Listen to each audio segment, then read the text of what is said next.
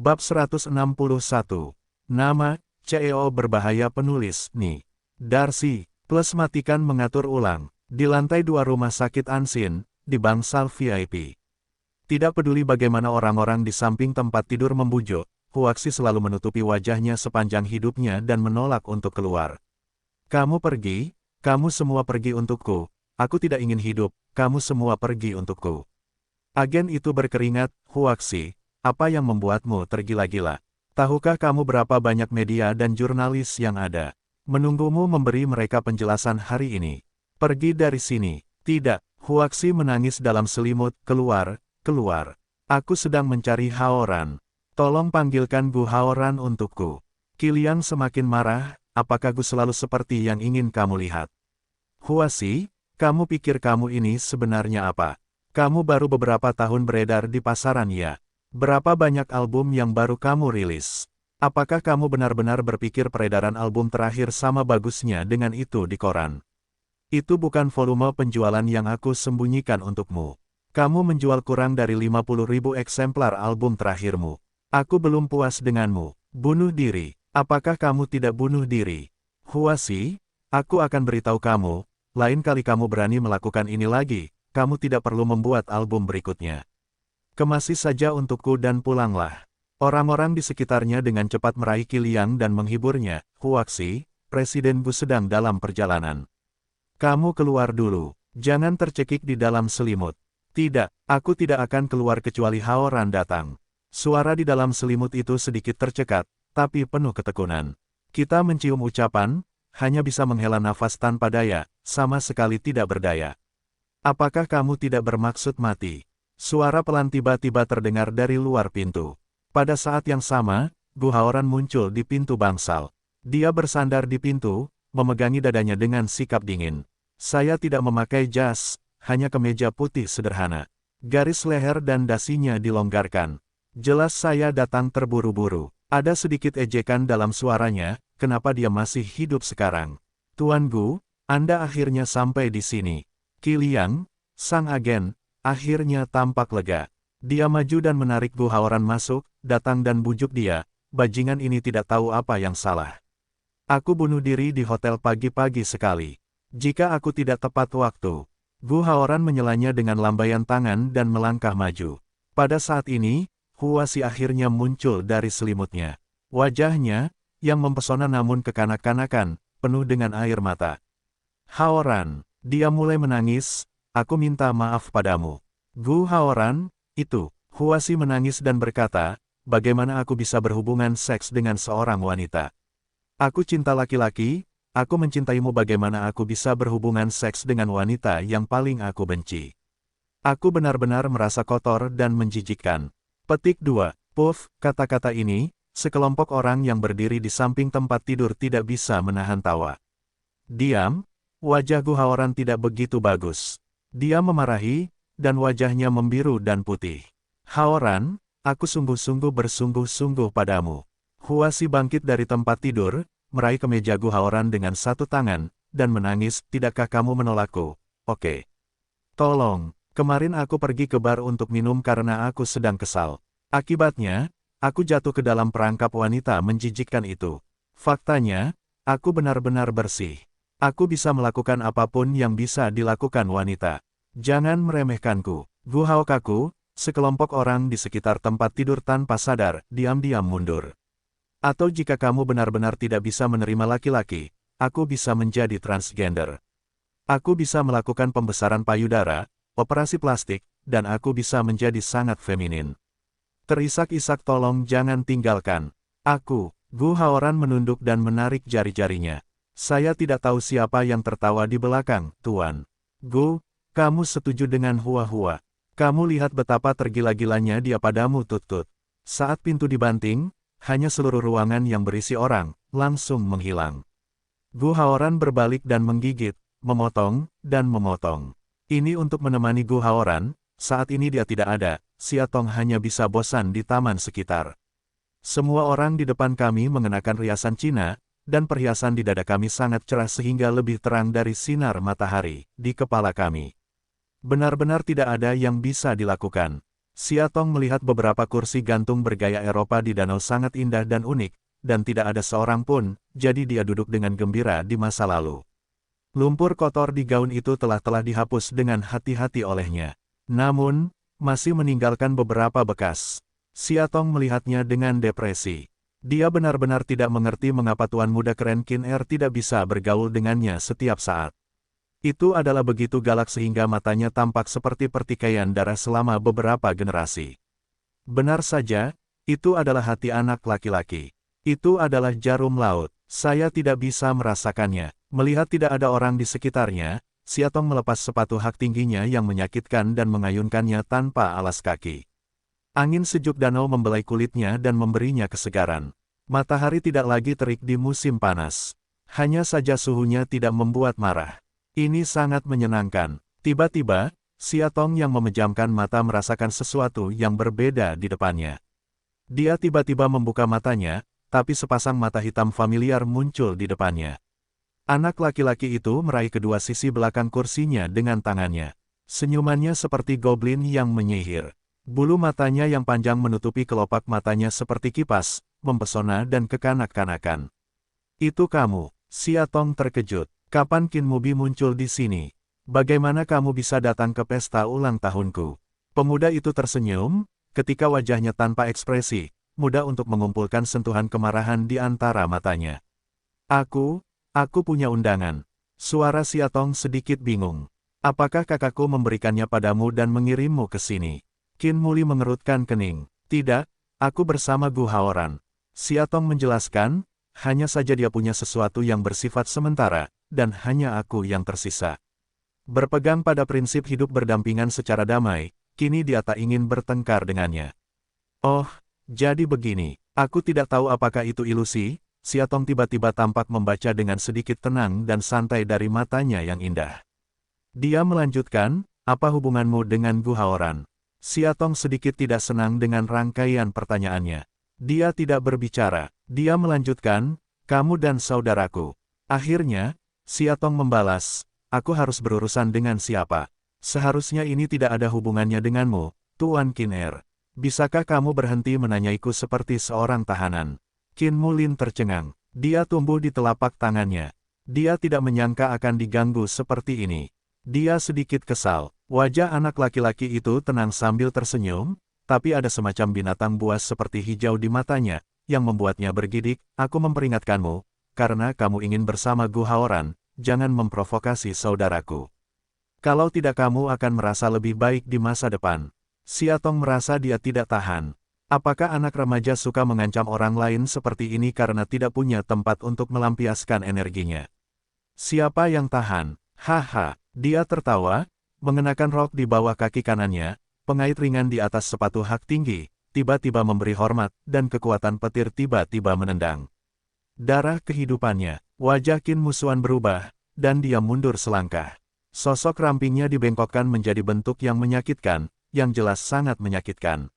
Untungnya, lokasinya agak jauh dari pusat perjamuan, dan belum ada yang melihatnya. Siatong menatapnya sambil tersenyum liar, bocah bau, karena tidak ada yang mengajarimu di rumah, izinkan aku mengajarimu dengan baik. Apa itu kesopanan? Wajah Qin Mubi sulit dilihat. Dia menatap Siatong, dan seluruh tubuhnya memancarkan kemarahan yang ganas. Ketika Siatong berpikir dia akan membalas, dia hanya menatapnya di belakang posisi tertentu, sudut mulutnya terangkat, untuk menghapus senyuman yang tidak diketahui artinya. Lalu dia pergi. Siatong memandangi punggungnya, entah kenapa, bisakah bocah ini menendang dirinya sendiri dengan konyol. Setelah menyentuh kepalanya, dia duduk di kursi lagi dan terus menikmati pemandangan danau dan pegunungan di depannya. Tepat pada saat ini, Qin Mubi duduk dan memandangi saudara lelakinya yang baru saja keluar dari villa tidak jauh. Mata sipitnya yang panjang bersinar dan cahaya dinginnya yang indah muncul. Dia berbalik dan dengan kuat menarik kembali kursi gantung tempat Siatong duduk, lalu mendorongnya ke depan. Siatong tertegun sejenak. Dia tidak punya waktu untuk memegang talinya, jadi dia melemparkannya dengan kelembaman kursi itu. Dengan bunyi, pop suaranya, dia jatuh ke permukaan danau yang sedingin es. Gerakan besar-besaran di sini akhirnya menarik perhatian kerumunan yang tidak jauh dari situ. Saya tidak tahu siapa yang berteriak, Ayo, ayo. Seseorang jatuh ke air. Ayo, seseorang. Qin banyak. Saya baru saja keluar dari villa dan sedang mengobrol dengan seorang teman. Dia memandang ke danau dengan santai.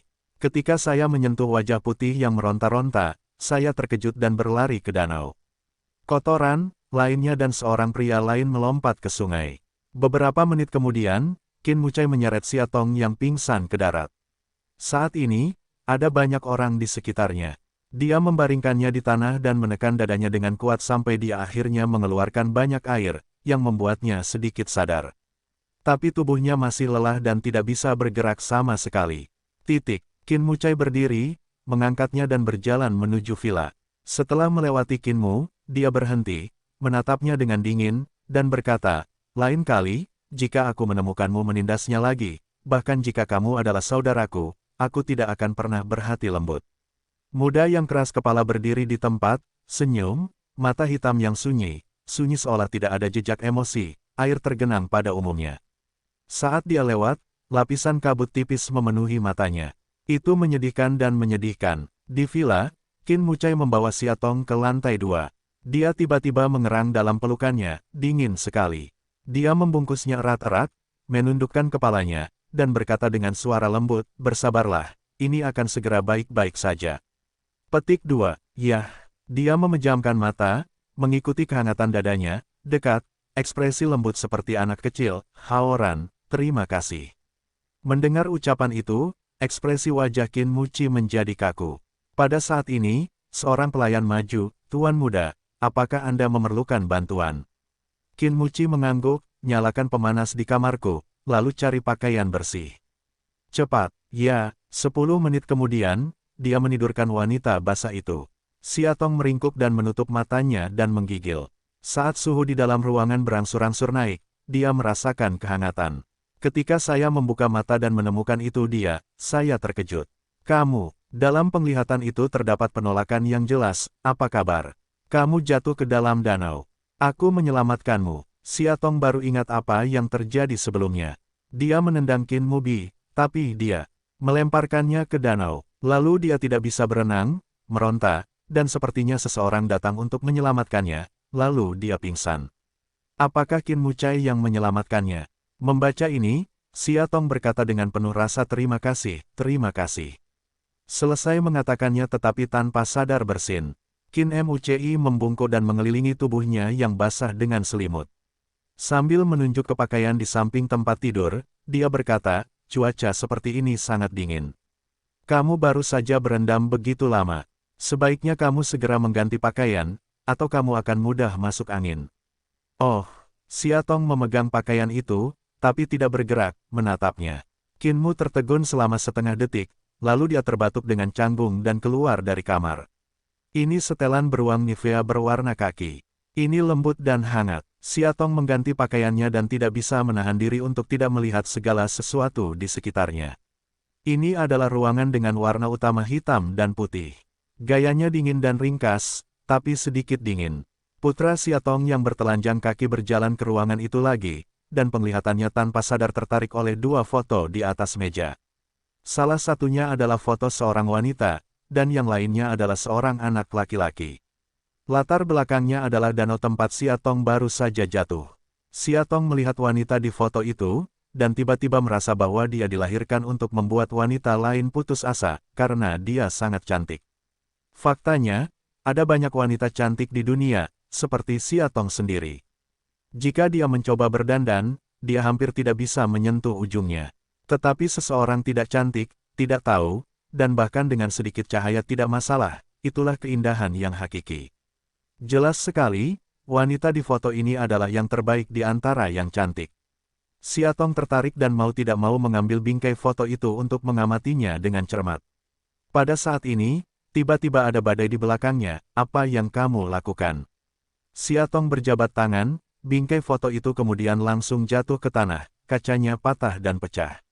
Maafkan aku." Xiaotong memandang Qin Mucai yang datang dengan wajah muram. Dia mengerti bahwa dia telah melakukan kesalahan. Dia membungkuk untuk membersihkan, tapi dia melambai pergi, "Aku akan melakukannya sendiri."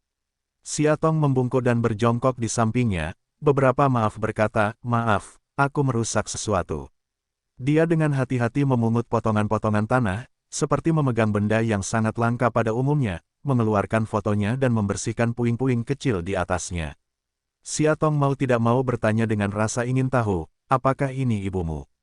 Qin Muci bangkit dan berkata, Dia menebak dengan benar, lalu bertanya, di mana dia sekarang? Setelah bertanya, dia menyesal, karena dia ingat apa yang dikatakan Shen Yin kepadanya. Dia berhenti sejenak, ringan, mati. Maafkan aku, Siatong sangat menyesal. Dia baru ingat bahwa Shen Yin pernah berkata bahwa Ni Dasei, ibu kandung Qin Mucai, meninggal 20 tahun yang lalu. Dan sepertinya Qin Hansheng jatuh cinta dengan seorang gadis remaja di tahun-tahun itu. Ibunya marah, namun akhirnya meninggal karena kebencian. Tapi hari ini, saat dia melihat fotonya, dia sangat penasaran. Bagaimana mungkin seorang gadis kecil memiliki pesona yang begitu besar dan mengambil hati Qin Hansheng dari Nyonya Dasei?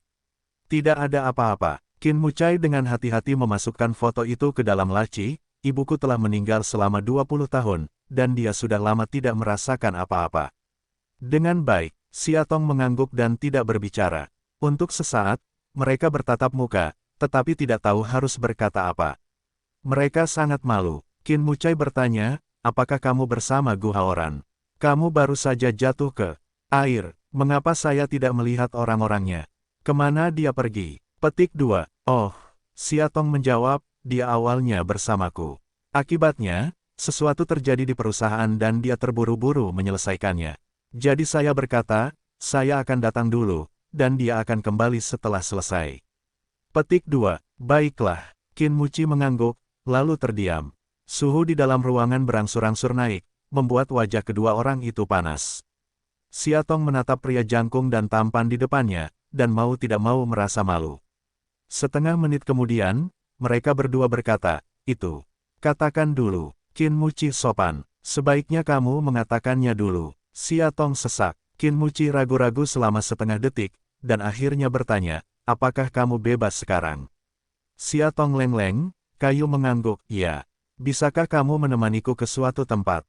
Tidak akan lama, hanya beberapa jam bola-balik, katanya. Siatong mempertimbangkannya setelah beberapa saat, dia mengangguk, bagus. Qin Mucai membawa tangan Siatong ke garasi bawah tanah. Menghindari para tamu di taman, dia menyelinap keluar melalui pintu belakang. Mobil itu melewati Gunung Zuofeng dan melaju ke gunung lain tidak jauh dari situ. Butuh lebih dari 1 jam untuk berhenti. Siatong melihat semua hal aneh di sekitarnya, beberapa tidak diketahui. Qin Mucai melepas sabuk pengamannya dan berkata, keluar dari mobil. Di mana ini? Bawa kamu menemui ibuku. Dia membawanya keluar dari mobil. Ibu, Nyonya Darcy. Ketika dia berkata untuk membawanya menemui ibunya, apakah dia bermaksud melihat makamnya? Mengapa dia membawanya? Pikiran Siatong penuh dengan tanda tanya. Dia menuntunnya untuk berjalan mendaki gunung. Setelah 10 menit di hutan, dia melihat sebuah rumah kecil. Qin Mucai maju dan mengetuk pintu. Setelah beberapa saat, seorang lelaki tua keluar dengan gemetar. Dia orang asing, terlihat lebih tua, rambut emasnya telah berubah menjadi abu-abu, dan mata biru tua sedikit keruh. Ketika lelaki tua itu melihat Qin Mucai datang, dia menunjukkan senyum bahagia di wajahnya, apakah kamu di sini? Qin Mucai memegangnya dengan satu tangan, Paman Jone, bagaimana kabarmu akhir-akhir ini? Bagus, bagus, bagaimana kesehatanmu bisa buruk jika kamu mengirim makanan, minuman, produk perawatan kesehatan, dan obat-obatan dari waktu ke waktu. Orang tua itu fasih berbahasa Mandarin. Sambil tersenyum, dia tiba-tiba menyadari Siatong di belakang Qin. Dia menyipitkan matanya dan bertanya, banyak, apakah ini istrimu? Siatong sedikit malu dan segera menyangkal, kakek, bukan aku. Aku hanya teman Tuan Qin. Orang tua itu gemetar dan memegangi Siatong, dengan wajah ramah, Muki kami adalah anak yang baik. Dia belum pernah membawa seorang gadis ke sini sebelumnya. Gadis kecil, kamu harus menggendongnya dengan baik. Siatong San tersenyum, bisakah hanya menjawab dengan cara, adalah. Mengangkat kepalanya, tanpa sadar menatap Qin banyak, tapi hanya menyentuh pandangan santainya, yang membuatnya semakin malu. Qin Muhai bertukar salam lama dengan lelaki tua bernama Jone, lalu mengucapkan selamat tinggal. keluarkan senter dan seikat bunga dari mobil dan berjalanlah ke atas gunung. Tanpa menunggu Siatong bertanya, dia menjelaskan, Paman Jone adalah pelayan ibuku ketika dia berada di Denmark. Kemudian, setelah ibunya menikah dengan ayahnya, dia datang ke Tiongkok bersamanya. Setelah ibunya meninggal, dia tidak mau untuk pergi dan berkata dia akan menjaga makam ibuku. Jadi aku membangun rumah di dekat sini untuk dia tinggali. Petik 2. Denmark. Siatong sedikit terkejut, ibumu orang Denmark.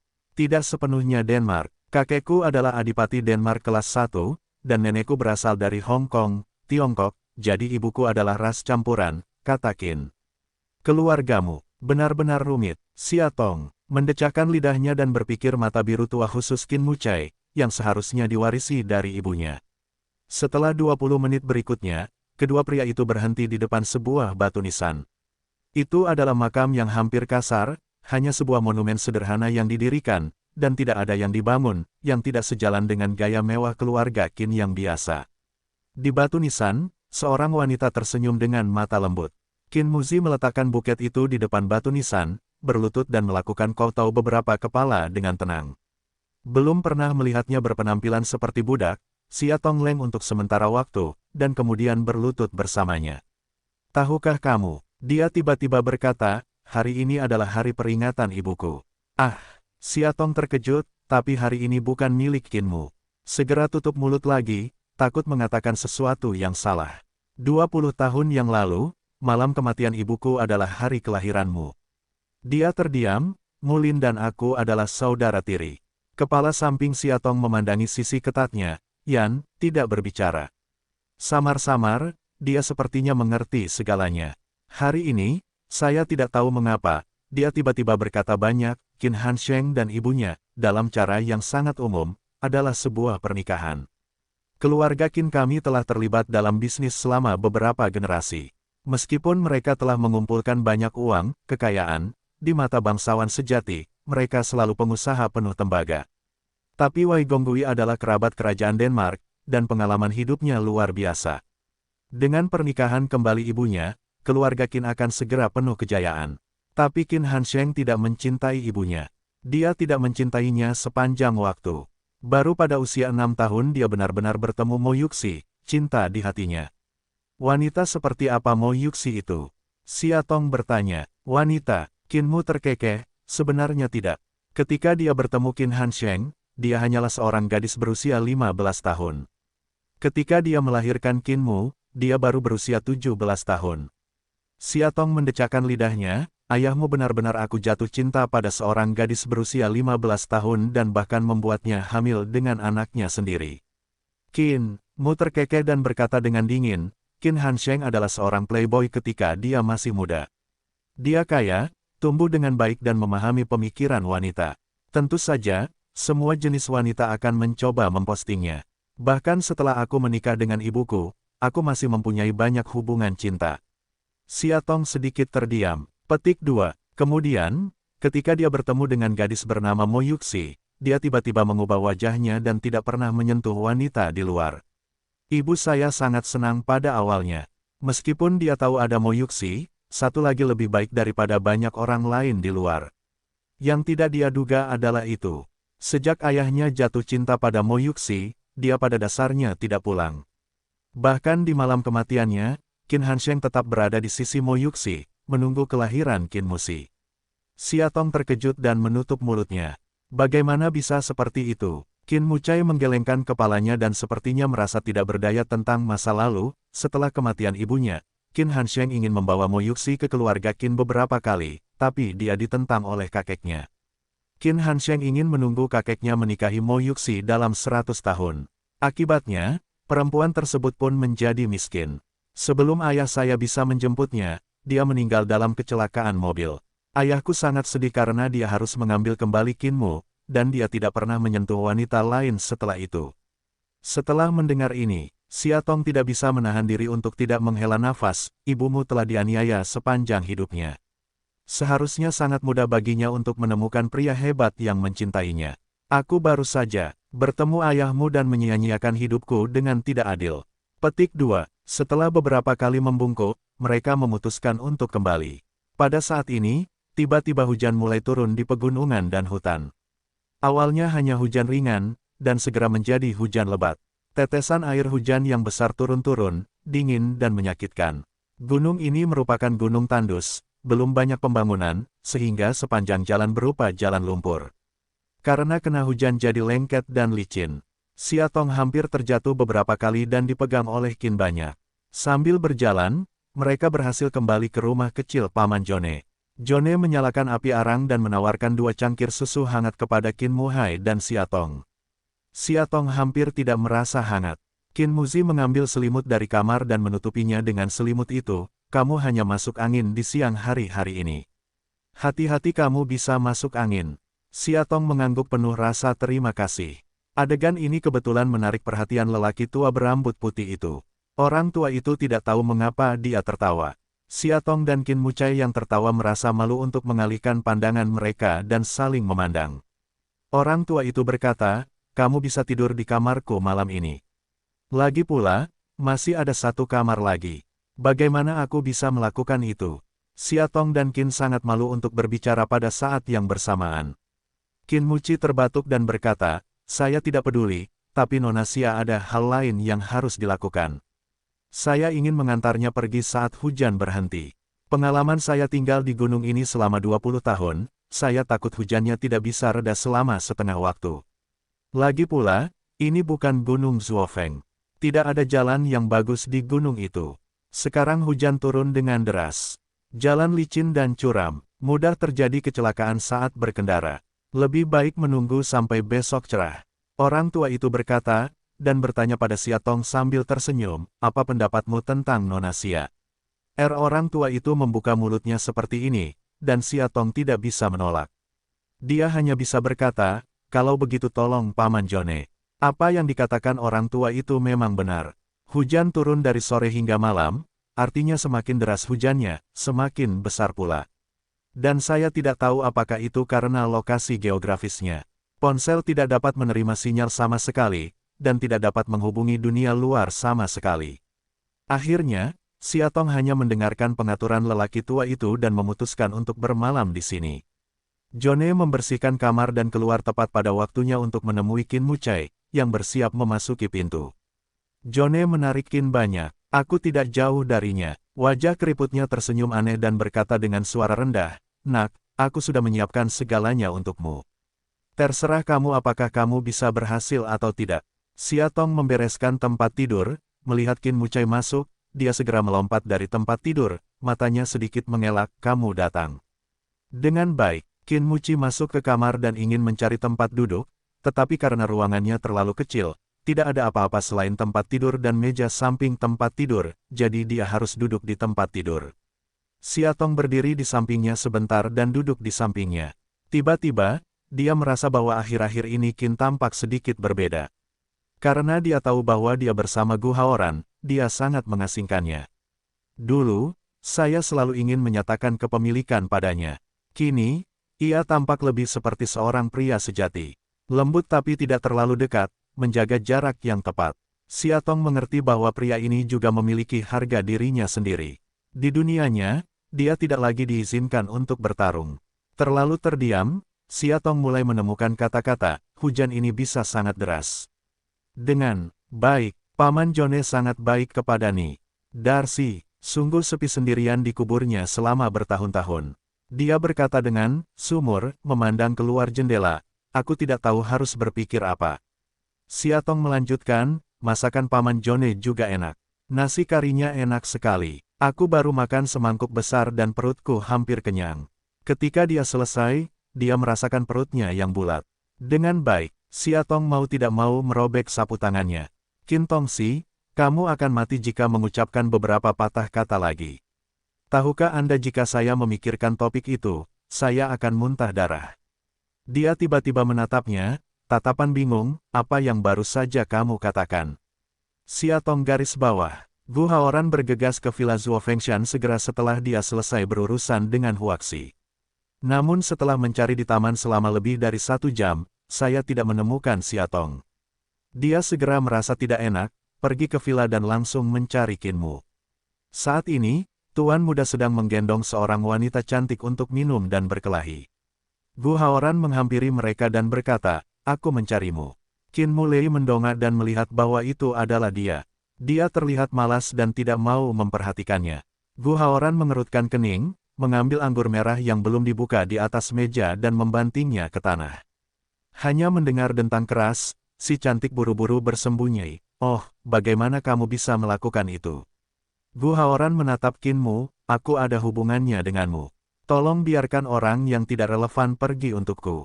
Qin Musuan menghadapinya selama 2 detik, lalu membungkuk ke telinga si cantik dan tidak tahu harus berkata apa.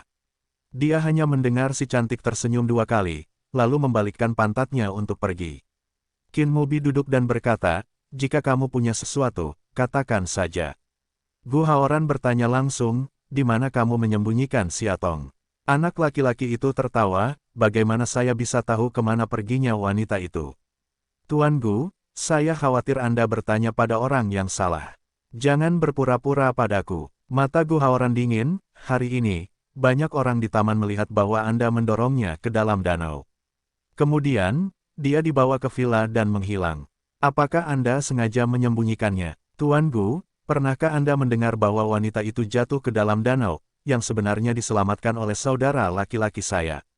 Kemudian, saudara laki-laki saya membawanya ke villa, dan kemudian mereka menghilang. Siapa yang tahu kemana mereka pergi?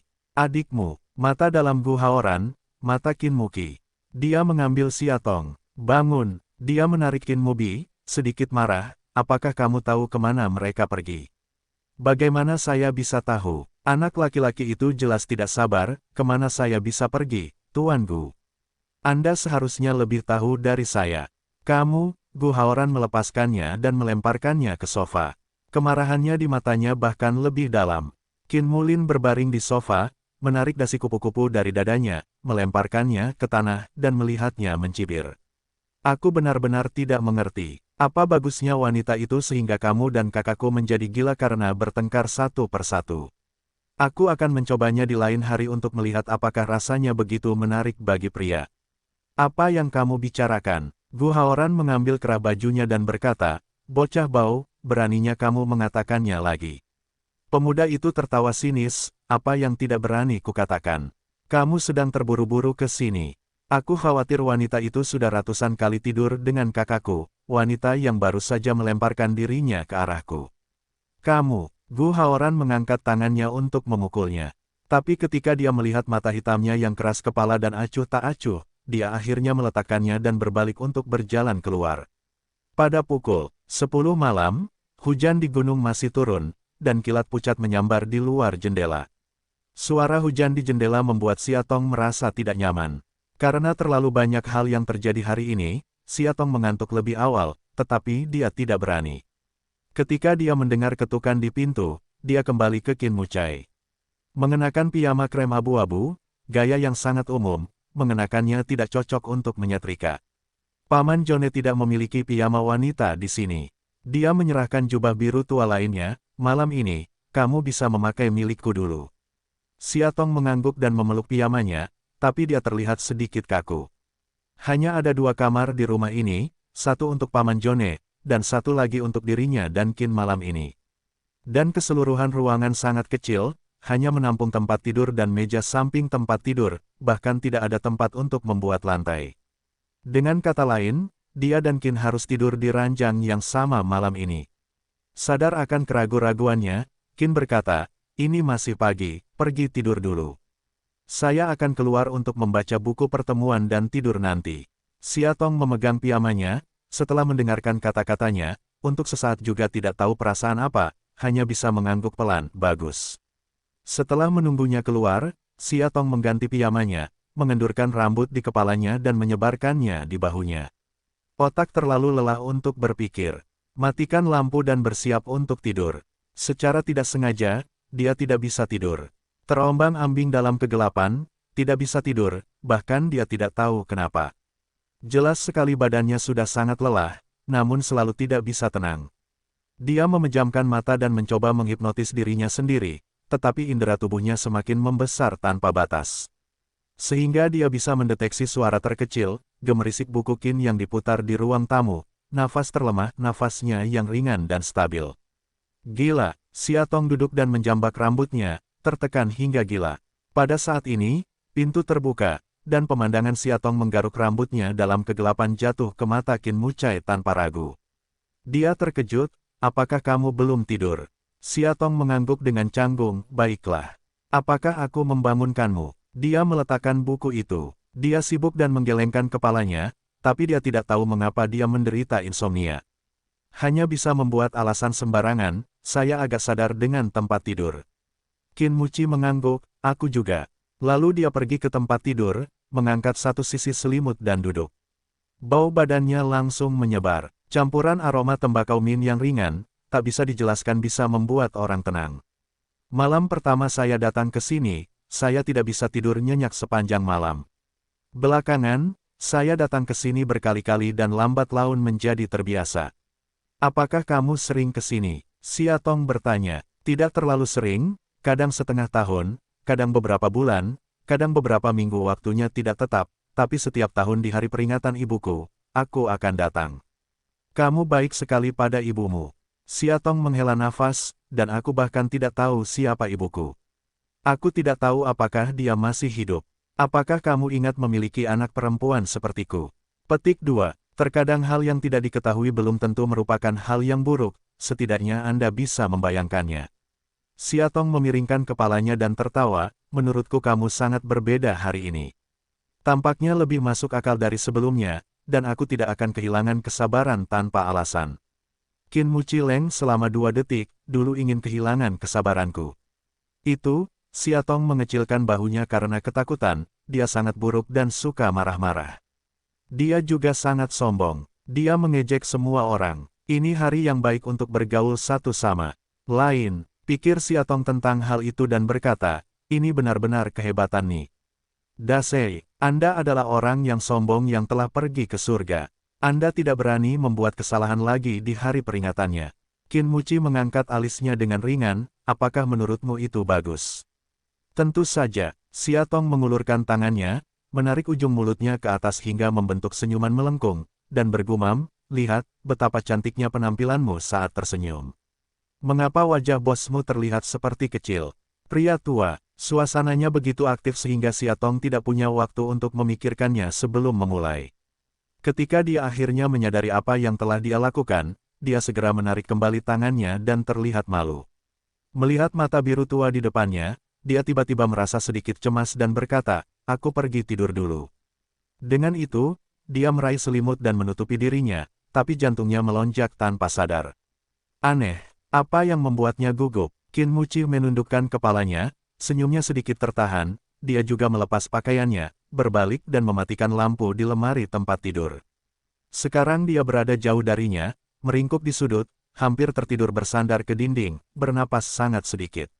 Namun ia merasakan nafasnya menggiurkan, bergesekan di telinga, selalu menusuk hingga ke jantung, gatal. Setelah sekian lama, dia tidak bergerak, tepat ketika dia siap untuk membalikkan badan, dia tiba-tiba berbalik.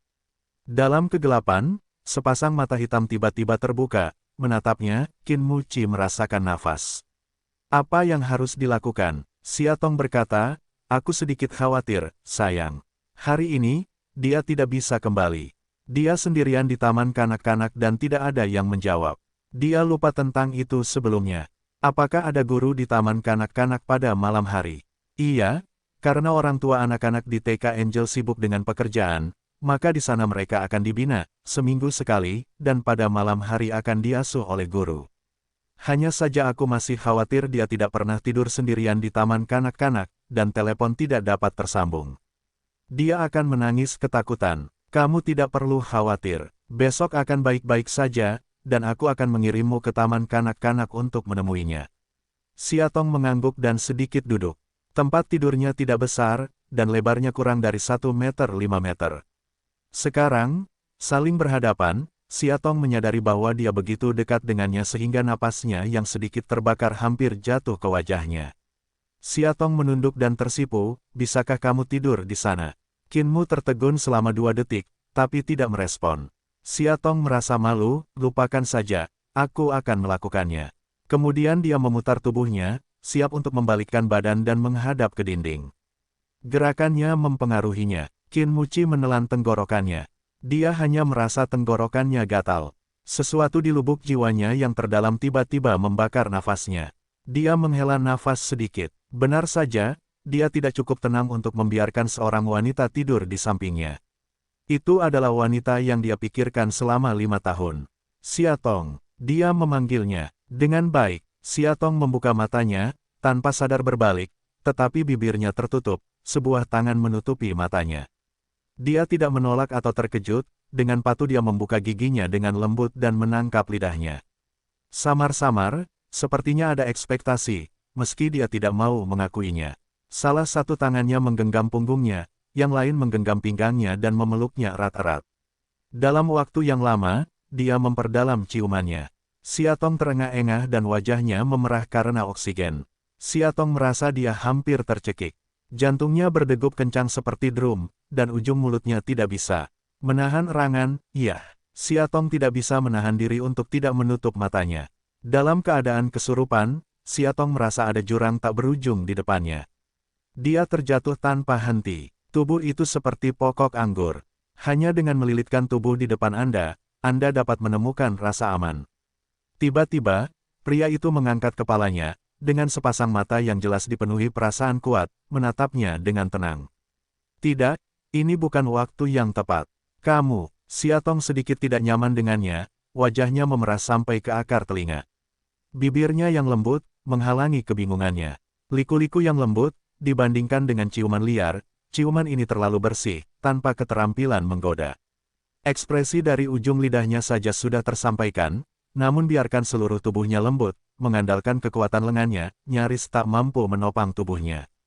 Butuh waktu lama baginya untuk melepaskannya dan kembali ke posisi semula. Ada sedikit suara mengidi udara, serta suhu yang tidak jelas hingga mencekik.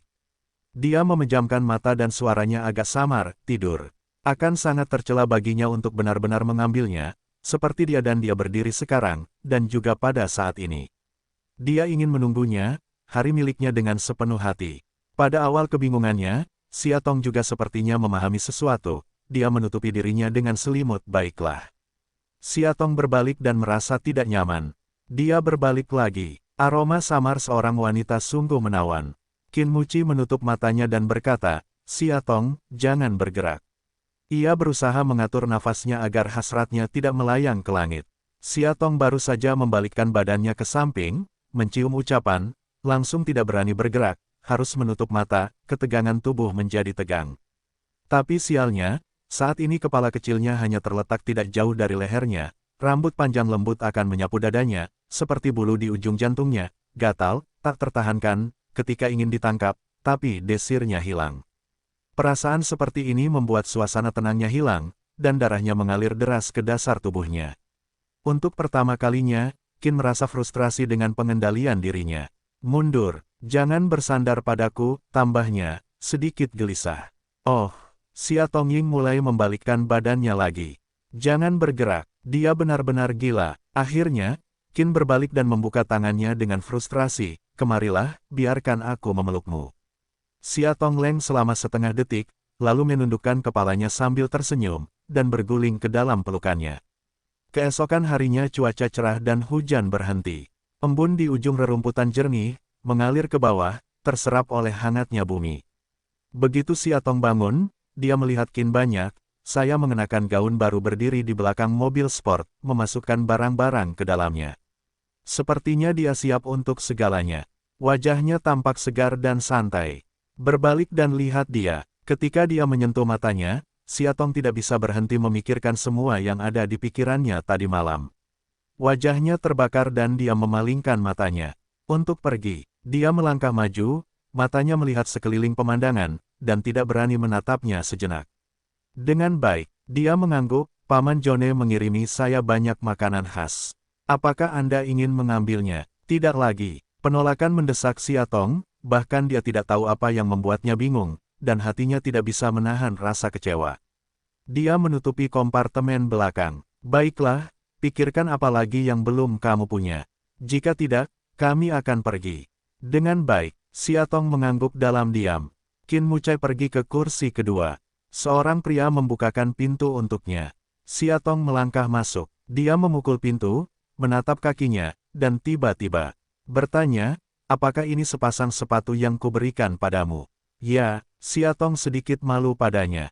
Cantiknya, dia berkata. Pemindaian mikromata, perhatikan tumit di sana sepertinya menempel daun hijau, hampir secara naluriah membungkuk, satu tangan di atas pergelangan kakinya, tangan lainnya untuk menyikat daun hijau. Siatong menjadi sedikit kaku dengan tindakannya. Dalam keadaan kesurupan, dia tidak menyadari bahwa Rolls-Royce abu-abu perak datang dari jauh. Saat dia meletakkan kakinya dan berdiri, pemilik Rolls-Royce itu baru saja keluar dari mobil. Gu Haoran masih mengenakan setelan ungu tua kemarin. Dia selalu memiliki kerah yang sangat teratur. Saat ini, dia membuka beberapa kancing dengan tidak rapi, dan dagunya agak membiru. Wajahnya sangat pucat, tapi itu hanya menonjolkan matanya yang indah. Dia bersandar di satu sisi mobil, mata hitamnya berputar-putar seperti kolam dingin, menatap dua orang di depannya. Siatong tertegun dan merasa sedikit tidak nyaman. 20 menit kemudian, dia masuk ke mobil Gu Haoran. Siatong menoleh ke samping dari waktu ke waktu, memandang pria di sekitarnya, biasanya selalu padanya, tidak berperasaan atau tidak bersedih, hari ini ternyata sunyi senyap. Memegang kemudi, mengemudi, bibir mengerucut, tanpa ekspresi. Dia mengerti bahwa dia marah. Tapi dia tidak bisa membantah dirinya sendiri. Tadi malam, dia dan Qin tiba-tiba merasakan perasaan yang mengejutkannya. Dia tidak mengerti kenapa, mungkin karena perubahan temperamennya yang tiba-tiba, atau kerinduannya yang saleh terhadap ibunya di depan batu nisan, atau perasaannya yang dalam dan tak terpisahkan dengan Paman Jone. Masing-masing dari mereka begitu menyentuh hatinya hingga dia hampir tidak bisa menahannya. Haoran, maafkan aku. Setelah berpikir lama, dia akhirnya berbisik bahwa dia tidak bisa menemukan alasan untuk berbohong padanya.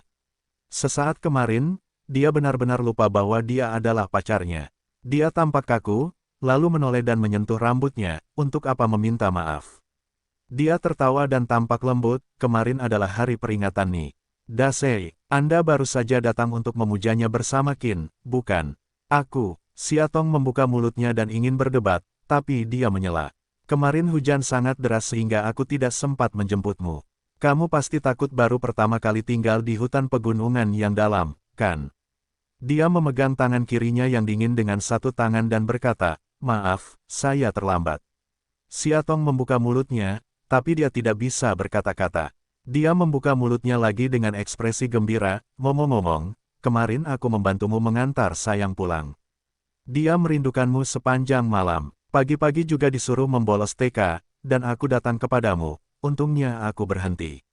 Siatong dapat membayangkan bahwa Xia Guo pasti mengira ibunya ditangkap oleh serigala abu-abu besar yang jahat, sehingga dia takut pada wajahnya yang putih dan tidak merasa bahwa dia mengangkat bibirnya. Terima kasih untuk, dia bersyukur dari lubuk hatinya yang paling dalam, untuk sayang, dia adalah orang asing, tapi dia lebih baik dan lebih kompeten darinya. Dia tertawa dan memegang tangannya dengan satu tangan, di antara kita, di manakah kita cukup sopan untuk menggunakan dua kata ini. Sejak kembali dari gunung hari itu, Siatong tahu bahwa dia salah dan ingin melakukan sesuatu untuk menebusnya. Tapi Gu Haoran sepertinya tidak terlalu peduli. Dia masih menertawakannya, tanpa penampilan serius. Setelah 1 atau 2 minggu, Siatong perlahan-lahan melupakan malam itu. Pagi ini, dia membawa mobilnya ke perusahaan seperti biasa. Dalam perjalanan, dia tiba-tiba teringat putrinya yang memohon padanya tadi malam. Dia tidak bisa menahan diri untuk bertanya, ngomong-ngomong, bintang idola bernama Huaxi. Di perusahaanmu bunuh diri beberapa hari yang lalu. Bagaimana kabarmu sekarang? Mendengar kata Huaxi, wajah Gu Haoran jelas menjadi kaku. Baiklah, tidak apa-apa. Itu bagus. Siatong merasa lega dan bertanya, apakah dia ada di perusahaan sekarang? Gu Haoran meliriknya dan berkata, kamu sangat mengkhawatirkan dia. Lihat tampangmu yang masam. Siatong mengulurkan tangannya dan mencubit wajahnya, aku sudah sangat tua. Bagaimana aku bisa tertarik dengan tender dan tauge seperti bintang idola?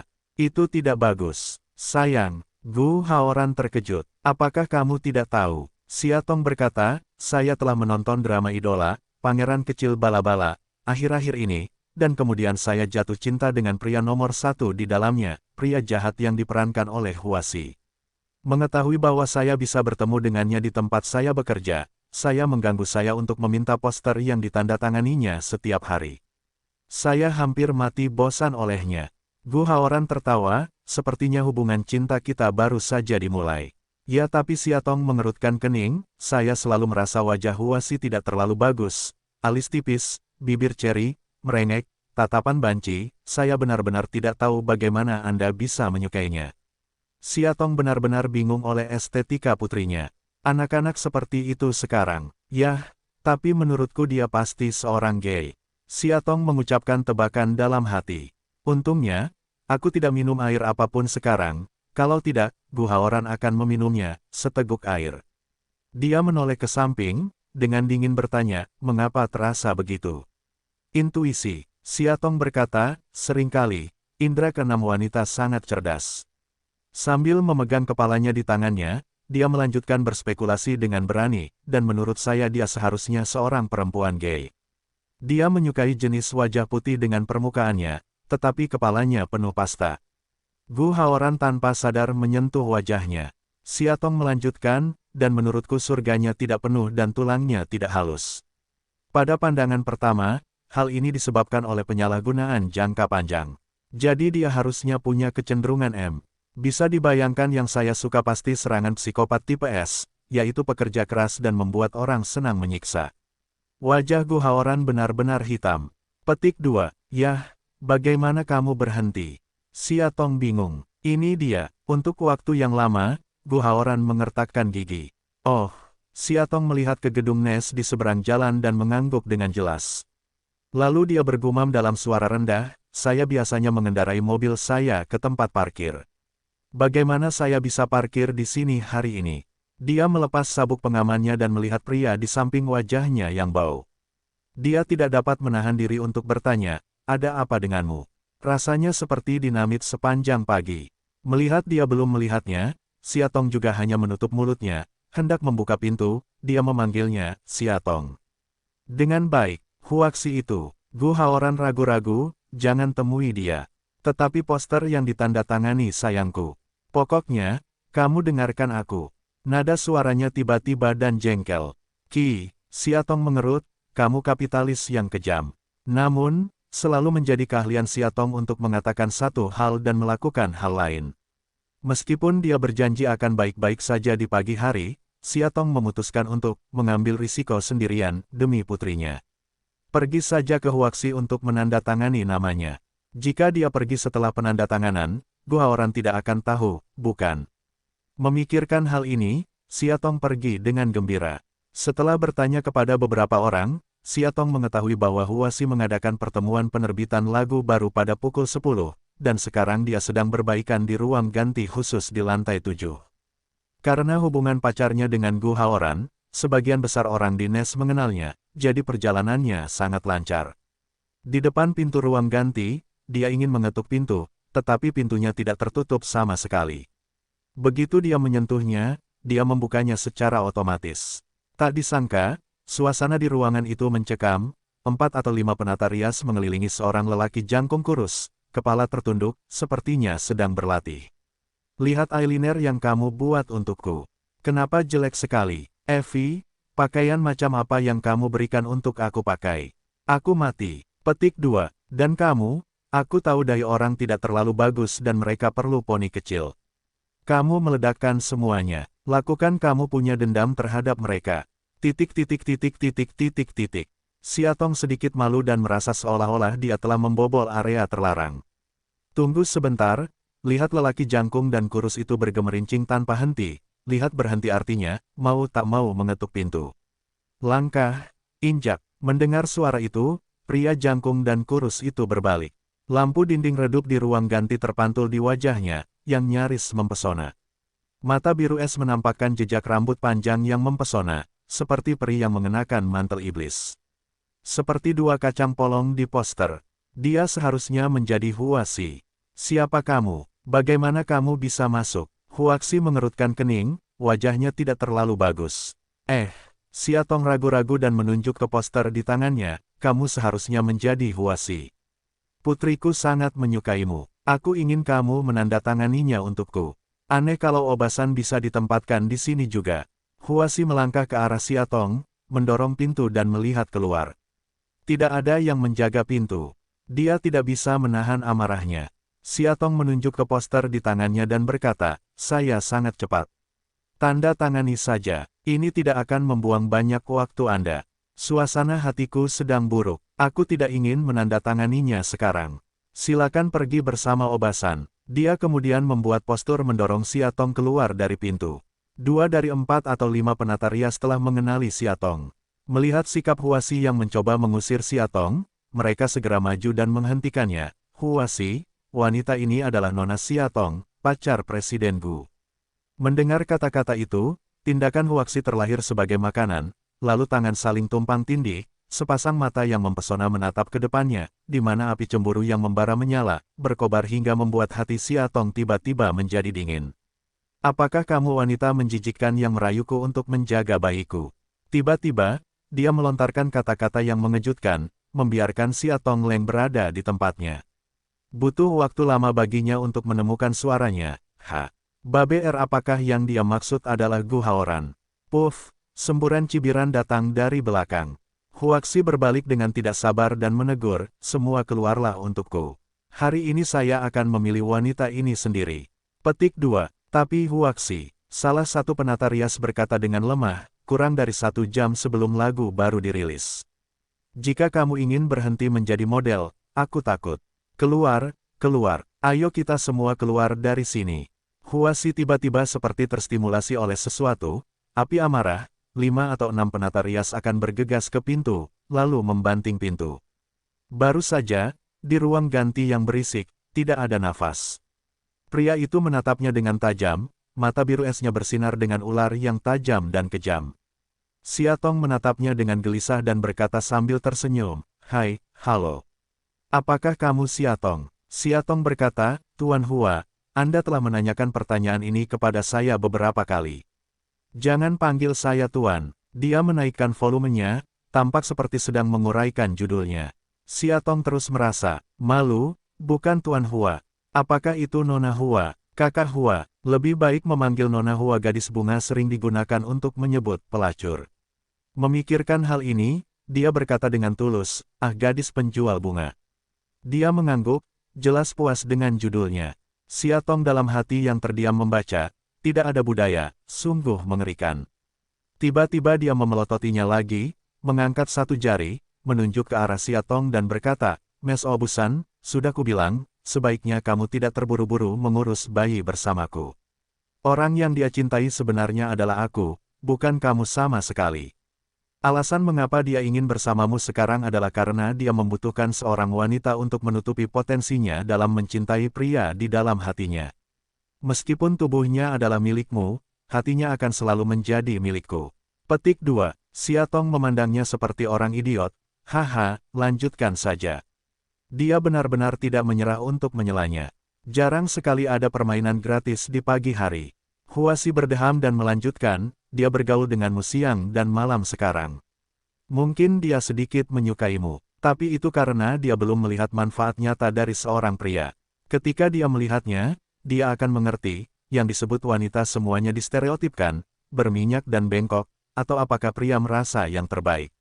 Saat Siatong mendengarkan, dia berpikir bahwa wajah Gu Haoran berbau seperti bom ketika dia berbicara tentang penyerangan dan topik SM di pagi hari. Pada saat itu, dia masih merasa aneh, dan sekarang dia menyadari bahwa wajah putih kecil di belakang gadis penjual bunga itu berada jauh dan dekat di depannya. Dia tiba-tiba ingin tertawa, tetapi dia menggigit lidahnya dan bertanya, perasaan tangan, Huaxian tidak gadis penjual bunga, kamu belum pernah melakukannya dengan seorang wanita. Bagaimana kamu bisa tahu bahwa perasaan melakukannya dengan seorang wanita tidak sebaik yang dirasakan pria?"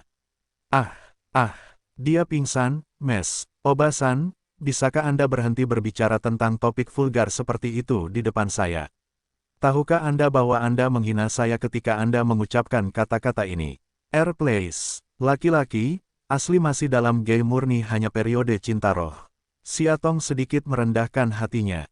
Jika dia tahu bahwa Gu Haoran telah dibujuk ke tempat tidur oleh pria di depannya, dia yakin dia akan pingsan. Huasi berkata dengan marah, tetapi ingat bahwa dia ditolak oleh Gu Baobei dan pergi ke bar untuk mabuk malam itu. Akibatnya, dia dipaksa dan diperkosa oleh seorang wanita. Matanya yang sedih berubah menjadi merah, kalian wanita adalah yang paling penuh kebencian. Jika Anda menangkap seorang pria, Anda akan dipaksa pergi ke bar tidak peduli apakah itu gay atau bukan, aku telah menjaga keperawananku untuk Gu Baobei selama bertahun-tahun. Sial, jadi begini wuh. Puff, Xiaotong terdiam. Ternyata gay ini tidak hanya murni dan tidak memiliki hubungan dengan laki-laki manapun, tapi juga kehilangan dirinya terhadap seorang wanita. Dosa, belas kasih dosa Xiaotong, mau tidak mau menepuk pundaknya yang sedikit mengangkat bahu, jangan sedih. Huasi juga merasa sedih untuk beberapa saat. Neiniu bersandar di bahu Xiaotong dan mulai menangis. Saat itu, pintu ruang ganti dibuka, dan Gu Haoran masuk. Melihat pemandangan itu, dia merasa pelipisnya tiba-tiba melonjak. Begitu Huaxi melihat mata Gu Haoran, dia tiba-tiba berkata, Gu Ying. Wajah Gu Haoran berubah menjadi hijau karena marah dan berkata, diam. Huaxi tidak peduli. Dia bergegas ke arahnya, memeluk pinggangnya, menggosokkan kepala besarnya ke dadanya, dan berkata dengan lembut, kamu sudah berhari-hari tidak bertemu denganku. Orang-orang sangat merindukanmu. Kali ini, Xiaotong akhirnya tidak bisa membantu tertawa. Mencuci lebih dari 1 jam, mengganti pakaian dan menyemprotkan lebih dari setengah botol parfum ke tubuhnya. Gu Haoran menekan rasa mati rasa di hatinya. Saat dia mengira dirinya dimanfaatkan oleh seorang homoseksual hari ini, dia pingsan. Saat makan malam, Xiaotong menatapnya dari waktu ke waktu, lalu menundukkan kepalanya dan menyeringai keras, ekspresi bahagia. Membuat musim panas indah beberapa kali penasaran bertanya, Bu, ada apa denganmu? Xiaotong memeluk putrinya dan berkata, sayang, ibu sudah memberitahumu. Gu Haoran melepaskan sumpitnya dan mengertakkan gigi, Xiaotong, diam. Yah, baiklah, aku tutup mulut. Xiaotong masih tertawa dengan angkuh, Gu Baobei sayang, kenapa kamu tidak bicara padaku? Bagaimana kamu menggunakan pesona unikmu untuk menduduki hati seorang gay murni dan membiarkannya menjaganya? Tubuhnya untukmu selama bertahun-tahun. Gu Haoran menyipitkan matanya dan merendahkan suaranya, Xiaotong, percaya atau tidak, aku bisa membuktikan kepadamu malam ini bahwa aku tidak hanya bisa menempati hati pria, tapi juga tubuh wanita, sehingga dia tidak bisa keluar darinya, tidur selama beberapa hari. Kedengarannya buruk. Xiaotong mengangkat tangannya untuk menyerah, saya salah. Dia menyentuh kepalanya dan senang dengan kebangkitannya. Tanpa diduga, Xiaotong berbalik dan berkata kepada putrinya, Putri, jangan suka Huasi. Dia tidak akan menyukaimu. Kenapa? Xia Guai sangat bingung, apakah karena Guai tidak cukup cantik dan cantik? Bukan, Xiaotong menyentuh kepala kecil putrinya, dan berkata dengan sayang, cukup cantik, tapi Huaxi sudah memiliki seseorang yang disukainya. Siapa? Deng yang patuh di musim panas mengangkat alis kecil saat peringatan itu, wanita bau tak tahu malu mana yang berani bersaing dengan pria penurut musim panasnya. Dia melihat 1 potong 1, lihat 2 potong sepasang. Xiaotong melirik Gu Haoran di sampingnya dan berkata, itu Gusumu. Gu Haoran, ini, klik, sumpit lainnya patah. Sejak mengetahui bahwa Gu Haoran adalah saingan cintanya, Xia Guoguai selalu terlihat dingin saat melihatnya.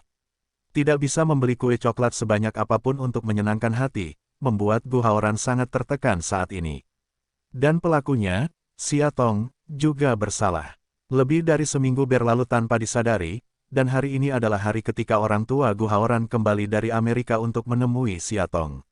Sejak pagi hari, Xiaotong sangat gugup. Dia berganti pakaian satu persatu, memilih perhiasan dalam waktu lama, mengecat riasan lagi dan lagi. Dia tidak terlalu puas. Gu Haoran, di sisi lain sofa, membalik majalah dengan kaki terangkat. Setelah beberapa saat, saya melihatnya memegang gaun hijau tua yang sangat kuno dan menggerakkan tubuhnya. Akhirnya, saya tidak bisa melihatnya dan berdiri, yang ini tidak cocok. Menurutku itu bagus. Xiaotong menarik pakaiannya, dan para tetua harus mengenakan pakaian yang lebih khidmat. Ya, sungguh-sungguh. Jika kamu mengenakan gaun ini untuk menemui ibuku, dia akan memperlakukanmu sebagai kakak perempuan. Xiaotong meliriknya, Gu Haoran, bisakah kamu meracuni sedikit lagi? Kemudian dia terjatuh di sofa, melepas sandalnya dan berteriak, "Oke, kamu bisa memilihkan satu untukku." Gu Haoran menyapu pakaian di lemari, lalu mengenakan gaun putih kecil, yang ini saja. Pukul 6 sore, Xia Tong masuk ke mobil Gu Haoran. Alasan kenapa dia tidak membawa gadis yang baik adalah karena dia tidak ingin meninggalkan kesan buruk pada orang tua Gu saat pertama kali bertemu. Meski Gu Haoran tidak peduli, di benak generasi tua, sungguh tidak baik memiliki anak di luar nikah. Xia Tong berpikir, ketika waktunya sudah tiba, dia akan memberitahu mereka keberadaan Xia Guoguai. Villa Gu terletak di kawasan emas di pinggiran kota. Ini adalah villa dengan gaya Eropa. Selama bertahun-tahun, ayah dan ibu Gu telah tinggal di Amerika Serikat, dan Gu Haoran memiliki apartemen sendiri, jadi villa ini sudah lama tidak dihuni. Tapi dulu para pelayan selalu ada di sana, jadi pembersihannya sangat bersih. Begitu Xia Tong keluar dari mobil, dia melihat seorang pria dan wanita parubaya berdiri di depan pintu, tersenyum menemuinya. Pria itu tampan dan sulit didapat. Mereka tidak segemuk orang parubaya. Mereka sangat kuat. Wanita yang berdiri di sampingnya juga langsing, berkulit putih dan halus, sangat lembut dan ramah. Xia Tong berpikir, ini pasti orang tua Gu Haoran. Xia Tong keluar dari mobil dan berjabat tangan dengan dua orang untuk menyapa. Dia terlihat serasi. Yang mengejutkannya, makan malam itu juga sangat hangat dan harmonis, yang membuat Xia Tong, yang awalnya masih sedikit gugup, perlahan-lahan menjadi rileks. Orang tua Gu adalah orang yang lembut, berbeda dengan Qin Hansheng yang meremehkan ejekan dari waktu ke waktu. Mereka semua mempertimbangkan perasaan Xia Tong, dan tidak pernah menanyakan pertanyaan sulit yang sengaja dibuat. Dan ibu Gu memperlakukan Xia Tong sebagai putrinya, yang membuatnya sangat tersentuh. Usai makan malam, mereka berempat mengobrol sambil menonton TV. Hingga jam 9 malam, Gu Haoran mengirim Xia Tong kembali ke kamarnya. Di depan pintu kamar, dia bersandar di dinding pintu sambil tersenyum sinis, sepertinya ibuku benar-benar menganggapmu sebagai kakak perempuannya. Aku baru saja melihat kalian berdua mengobrol dengan gembira. Ya, ... Xia Tong memegang lengannya dan berkata, dan menurutku ayahmu sangat tampan. Tentu saja, Gu Haoran dengan bangga mengangkat alisnya, aku tidak ingin melihat ayah siapa itu. Putraku sangat tampan, seberapa buruk ayahku. Petik 2. Itu juga sesuatu yang menurutku sangat aneh. Xia Tong bingung, berkata, kamu bilang ayahmu sangat tampan, jadi kawan, bagaimana kamu bisa melahirkan wajah putih kecil yang hanya bisa menarik perhatian kaum gay? Senyuman Gu Haoran membeku. Xia Tong melambai padanya sambil tersenyum, selamat tinggal, wajah putih kecil, aku tertidur. Lalu dia membanting pintu dan menutup pintu bagi Gu Haoran. Di tengah malam, Xia Tong tidak bisa tidur. Bahkan dia tidak tahu kenapa. Sejak pesta ulang tahun Qin seminggu yang lalu, dia kurang tidur. Tidak hanya sulit untuk tertidur, tetapi juga mudah mengalami banyak mimpi di malam hari. Terkadang aku bangun sebelum fajar. Sepertinya dia terdesak oleh beberapa hal di dalam hatinya, yang membuatnya gelisah. Setelah terbaring di tempat tidur selama 2 jam, saya masih belum bisa tidur. Xia Tong akhirnya memutuskan untuk berdiri dan berjalan-jalan. Saat ini di dalam villa, suasana sepi. Lampu dinding di bagian atas koridor memancarkan cahaya kuning muda, dan punggung orang tersebut kurus. Xia Tong merangkak ke bawah, berjalan sangat ringan, karena takut membangunkan orang lain. Ketika dia sampai di tangga, tepat saat dia hendak turun, matanya sedikit menoleh dan tiba-tiba melihat sebuah pintu di sudut tangga. Sebenarnya, ada banyak jenis kamar di Villa Gu, tapi Xia Tong memperhatikannya karena pintunya sangat istimewa. Struktur dan dekorasinya sangat berbeda dari gaya keseluruhan villa. Xia Tong berdiri di tempat yang sama untuk beberapa saat. Dia tidak ingin ikut campur. Namun pada akhirnya, saya tetap tidak bisa menahan rasa penasaran saya. Aku mengambil kembali langkahku ke bawah, pergi ke pintu dan membuka kenop pintu. Pintunya tidak dikunci. Begitu Xia Tong masuk, dia merasakan perasaan hangat. Tirai putih menari mengikuti angin, dan seluruh ruangan didasarkan pada warna-warna lembut dan hangat. Karpet berwarna ivory yang lembut dan nyaman serta langit-langit yang dihiasi pola lili membuat seluruh ruangan penuh nuansa mimpi, seperti kamar tidur seorang putri. Kamar di depanku jelas milik seorang gadis. Jaga ibumu, bukankah seharusnya tidak ada wanita parubaya yang menyukai gaya melamun seperti itu? Kalau itu pembantu, terlalu mewah. Apakah ada anak perempuan lain di keluarga itu? Xia Tong bingung. Melihat ke seluruh ruangan, tiba-tiba saya menyadari ada beberapa bingkai foto di lemari di samping tempat tidur. Meskipun dia tahu bahwa perilakunya saat ini tidak berbeda dengan seorang pencuri, rasa ingin tahunya yang besar memaksa Xia Tong untuk melangkah maju dan melihatnya. Ada 3 bingkai foto di lemari. Fotonya agak kekuningan, jelas sudah lama diputar. Di foto pertama, ada 4 orang tua, seorang perempuan dan seorang laki-laki. Latar belakangnya haruslah taman di luar villa. Gadis itu berusia sekitar 13 atau 14 tahun. Rambutnya yang tebal dan panjang diikat dengan tali merah biasa dan tergerai di bahunya seperti air terjun. Tidak ada poni, seluruh wajah berupa mikua bening, dan tidak ada bekas hiasan kosmetik. Tapi meski begitu, tetap saja indah. Secara khusus, temperamennya ringan dan anggun, yang membuat orang tidak bisa berkata-kata. Dan di kakinya, menggendong seorang anak laki-laki, di antara alisnya, dan Gu Haoran agak mirip. Saat Xia Tong semakin dekat dan siap untuk melihat lebih jelas, suara langkah kaki terdengar dari belakangnya. Itu agak berat, dan dia berhenti beberapa langkah. Xia Tong terkejut ketika Zeng kembali, tidak mengherankan, melihat wajah kompleks Gu Haoran.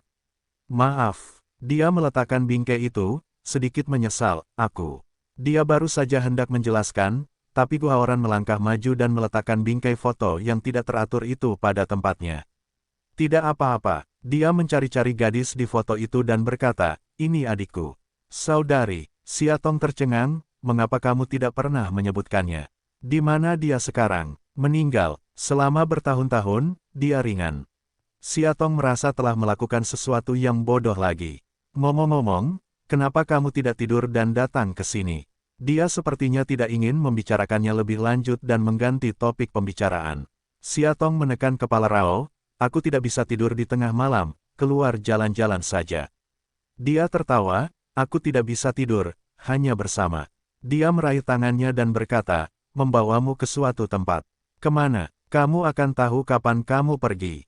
Ada aliran sungai jernih yang mengalir di taman Villa Gu. Konon alirannya mengalir ke danau alami di luar villa. Gu Haoran menarik Xia Tong ke tepi sungai. Dia berjongkok di tepi sungai, menunduk, dengan serius melipat perahu kertas, di samping serangkaian benda seperti lilin, kertas, dan pena. Saat ini sudah larut malam, bintang-bintang bersinar dan bima sakti sangat luas. Di udara segar dan sedikit dingin, sisi wajah Gu Haoran yang sempurna dan menyesakkan adalah pemandangan yang menarik dari sudut pandang Xia Tong. Xia Tong tampak sedikit terguncang. Ketika dia kembali, dia sudah mengangkat kepalanya dan mengangkat perahu kertas di tangannya. Gigi putihnya sangat terang dalam kegelapan. Itu terlipat. Dia berkata, apa yang sedang kamu lakukan? Mata Xia Tong yang bingung menunduk dan mengambil perahu kertas dari tangannya. Dia merendahkan suaranya dan mengedipkan mata padanya dengan cara yang misterius. Hati-hati, ini perahu kertas harapan. Perahu kertas keinginan. Dia mengambil penanya, menulis sebaris kata di perahu kertas, dan terus berkata pada dirinya sendiri, Xia Tong, tulis saja keinginanmu di perahu kertas seperti yang kulakukan, lalu nyalakan lilin dan masukkan perahu ke sungai. Selama perahu kertas itu tidak terhempas arus dan mengalir mengikuti arus, berarti keinginanmu bisa terkabul. Xia Tong menatap matanya yang cerah dalam kegelapan dan menghisap sudut mulutnya. Dia tidak ingin memukulnya. Tapi bukankah permainan berharap perahu kertas seperti ini yang biasanya disukai anak-anak? Dia adalah seorang pria berusia hampir 30 tahun, bahkan tertarik dengan hal ini. Gu Haoran memasukkan perahu kertas itu ke dalam sungai dan tiba-tiba berteriak gembira, Xia Tong, kamu tahu, perahu itu tidak jatuh. Kapal itu tenggelam ke dalam sungai. Saat ini, kebahagiaan di matanya terlalu murni, untuk mempengaruhi Xia Tong. Dia mengikuti matanya, dalam kegelapan, mencari perahu kertas putih bersih, bintang menyala dan cahaya lilin, menuju ke arah sungai. Meski beberapa kali ia hampir terhempas oleh derasnya air, pada akhirnya ia tetap berjalan dengan gagah berani. Lambat laun, Xia Tong tampaknya terinfeksi. Kamu juga menulis. Dia mendesaknya dengan sangat bersemangat, jangan bohong padamu, perahu harapan ini benar-benar pintar. Ketika aku masih kecil, begitu aku ingin mewujudkan keinginanku, aku akan datang ke sini dan bermain itu. Aku tidak pernah gagal. Xia Tong tersenyum, juga menulis sederet kata ke arah perahu kertas, menyalakan lilin, dan memasukkannya ke dalam sungai. Saat perahu sedang melawan arus, Siatong tiba-tiba merasa sangat bahagia. Seolah-olah orang yang duduk di atas perahu itu adalah dirinya sendiri, berjuang melawan angin dan ombak, menghadapi segala bahaya yang mungkin terjadi. Perahumu juga berani. Dia memegangnya dengan satu tangan, dengan kepolosan dan kebahagiaan seperti anak kecil di wajahnya, sepertinya keinginan kita bisa terwujud. Kepala samping Siatong menatap matanya yang cerah. Tiba-tiba ke arah ciuman pipinya, Gu Haoran tertegun sejenak, senyumnya membeku di wajahnya.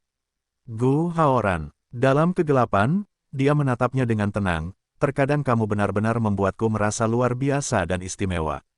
Setelah aku bertemu denganmu, aku menyadari banyak kemustahilan yang kupikirkan sebelumnya.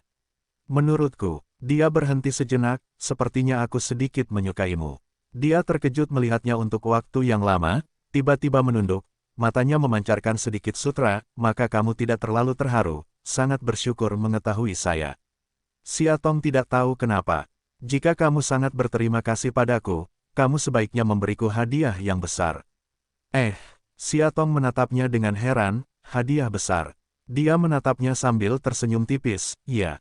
Lalu dia menundukkan kepalanya dan mengeluarkan kotak beludru ungu tua dari sakunya. Buka tutup kotaknya, ada cincin berlian berwarna biru cerah. Ini, Siatong terkejut. Cincin yang dia lihat di majalah perhiasan disebut, abadi, yang berarti, cinta abadi, dalam bahasa Cina. Timeles adalah produk baru dari perusahaan Bulgari. Konon setiap berlian biru yang ada di dalamnya diambil dari berlian biru terdalam dan paling alami di pegunungan Alpen. Itu belum dipoles secara artifisial dan mewakili cinta yang murni, unik. Alhasil, begitu cincin berlian ini diluncurkan, menarik perhatian banyak selebritis, hingga banyak orang berbondong-bondong membelinya dan menghabiskan banyak uang. Namun, jumlah real-time yang terdaftar sangat terbatas, dan tidak akan melebihi 3 dalam satu kota. Jadi saat di depan cincin yang bersinar ini, Siatong terkejut. Siatong, menikahlah denganku, katanya. Siatong tertegun, menatap pria dengan mata tegas di depannya, dia curiga dia salah dengar, apa yang kamu lakukan? Senyuman Gu Haoran membeku dan nadanya tertekan, untuk apa aku melamarmu? Tidak bisakah kamu melihatnya? Lalu dia berkata, apakah ini masalahmu atau masalahku? Siatong Shan, tentu saja itu masalahmu. Selain itu, bagaimana kamu bisa melamar seperti ini? Petik 2 tanda tanya petik 2. Untuk melamar, kamu setidaknya harus menyiapkan makan malam yang layak, lalu menyalakan lilin, menyiapkan sampahnya, dan kirim es krim yang lembut kemudian, dengan sekali klik, wanita itu memakan cincin dari hutan es krim, dan pria itu berlutut dan berkata, XX, aku mencintaimu, tolong nikahi aku. Gu Haoran, kamu tidak takut gigimu patah? Siatong marah, suasananya bagus. Gu Haoran merasa dadanya sedikit sesak, kamu mau atau tidak? Aku tidak ingin melamar dengan tidak tulus. Siatong tampak bangga dengan penolakan Jiao. Gu Haoran menundukkan kepalanya dan tampak terluka parah. Kemudian dia mengeluarkan cincin itu dari kotaknya dan memasukkannya ke dalam perahu kertas bersih di sampingnya, siap untuk memasukkannya ke sungai. Siatong meraih lengannya, kamu gila. Perkiraan nilai, abadi, setidaknya 6 juta, dan itu juga merupakan harta yang berharga. Sekalipun Anda punya uang, Anda mungkin tidak bisa membelinya. Si bodoh mencoba membuangnya ke sungai. Gu Haoran mengangkat matanya dan menatapnya dengan sedih, kamu tidak menginginkannya, apa yang aku lakukan dengan itu? Siatong tidak berkata apa-apa. Melihat bahwa dia tidak bermaksud menghentikannya, Gu Haoran terus berpura-pura menjadi menyedihkan, membuka tangannya yang memegang lengannya, dan melepaskan perahu kertas itu dengan waktu yang tak lekang oleh waktu. Siatong menyaksikan perahu kertas itu mengayunkan jutaan cincin berlian, perlahan-lahan menjauh, tanpa pantang dan air mata. Akhirnya, dia mengulurkan tangan dan meraih perahu itu, hampir berseru, oke, aku akan mengambil cincin ini.